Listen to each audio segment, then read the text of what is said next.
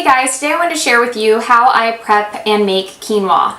I have a few friends that have asked recently how I do it, how I prep it ahead of time. So I just wanted to share with you guys how simple it is to prep it, make it, and have it on hand for different dishes, whether you have it for a hot dish, a cold dish, your breakfast, or any extra little recipes that you may want to use and incorporate quinoa. So I'm going to share with you how I do it, and this is just an organic quinoa. You can pick these up at most of your markets. Costco has it. You can get it in the bulk section at like Whole Foods, at Sprouts, Mother's Markets. Many of the markets carry them. So I'm going to show you guys what I do, and let's get started.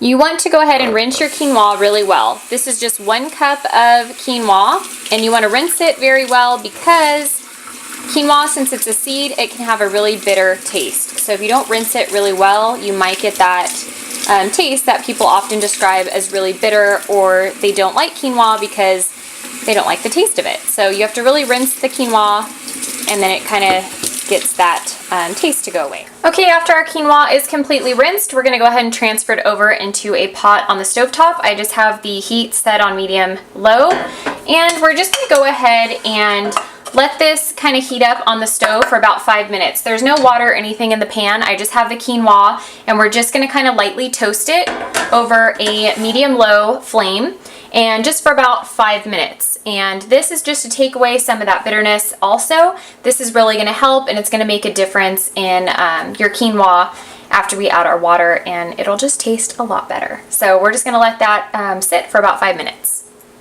Okay, so as the quinoa was just toasting on the stovetop, I just kind of just lightly stirred it around every few minutes. So now that it is toasted for our 5 minutes, I'm going to go ahead and add 2 cups of water. You're going to hear it kind of sizzle.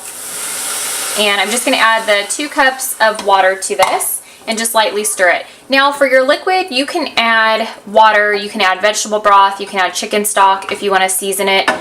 It's completely up to you. I just add a tiny dash of pure sea salt, literally just a small dash, because I like to have my quinoa for multiple dishes, so I don't like to season it with too much. But you can add any kind of spices or seasonings to it, and salt, pepper, whatever you would like. And right now I have the temperature to a medium-high, and I'm just going to let this bubble up and simmer for about 15-20 minutes. I'm going to turn the heat down, and then I'm going to go ahead and put the lid on and just let everything soak together.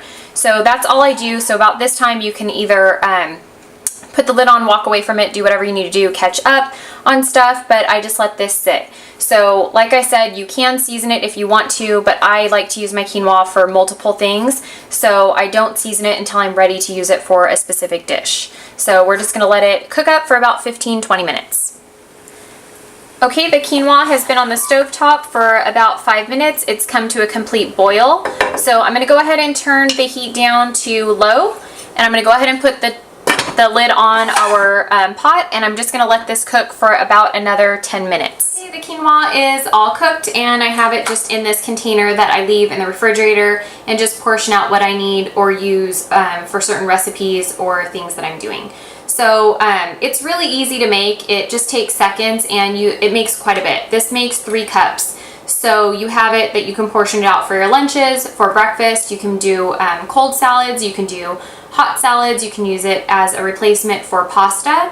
So there's just so much that you can do with it, and it is a seed that contains all 9 essential amino acids. So it is a complete plant source of protein.